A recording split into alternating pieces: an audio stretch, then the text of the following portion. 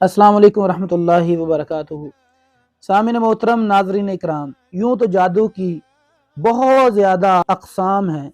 उन्हीं किस्मों में से एक किस्म जिस्म के ऊपर कट लगना शुरू हो जाते हैं, जिस्म के ऊपर निशानात बनना शुरू हो जाते हैं। ये जादू करवाने का मकसद इंसान को जिस्मानी तौर पर अजियत देना होता है, क्योंकि जादू की इतनी किस्में हैं। हर एक जादू की किस्म के पीछे कुछ ना कुछ रीज़न होता है, कुछ ना कुछ मकसद होता है, जादू करवाने वालों का या जादूगर का। और ये जादू ज़्यादातर फीमेल्स के ऊपर करवाया जाते हैं, ख़वातीन के ऊपर करवाया जाता है। इस जादू का इलाज क्या है?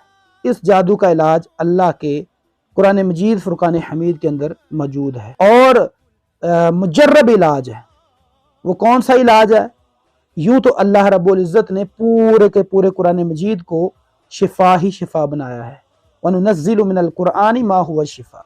आपने करना ये है कि अगर तो आप किसी सही उल अकीदा राकी के पास जाके इलाज करवा सकते हैं तो बेहतर यही है कि आप उसके पास जाके इलाज करवाएं, बशर्त ये कि वो इलाज करने वाला कुरान और सुन्नत का पैरोकार हो।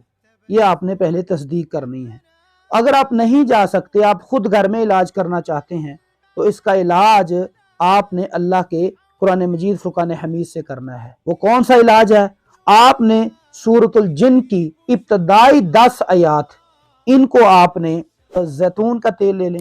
अगर जैतून का नहीं मिलता तो आप कलवंजी का ले लें, और अगर कलवंजी का भी नहीं मिलता तो आप सरसों का ही तेल ले लें।